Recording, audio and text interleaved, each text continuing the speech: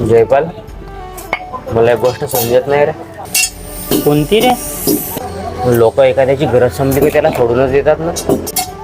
म्हणजे आता का झाला? म्हणजे बघ ना, हा आपला मालक आहे ना, यानं पार्टनरशिप मध्ये काम सुरू केलं. आता त्याची गरज संपली तर त्याला सोडून दिलं. आणि तो ऋषभ, त्याच्या मागे 1 वर्षापासून मागे ते पोरगी होती, ते 3-4 वर्ष रिलेशनशिप मध्ये राहिले. आता ऋषभची जॉब सुटली तर तिनं त्याला पण सोडून दिलं. अर्णव, तुला एक कटू सत्य सांगतो. हा कलियुग आहे.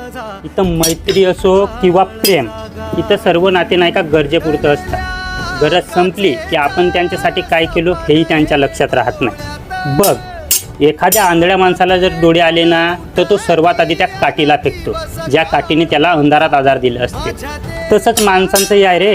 गरज आहे तेव्हापर्यंत आपण त्यांच्यासाठी चांगले, आणि गरज संपली की तू कोण आणि मी कोण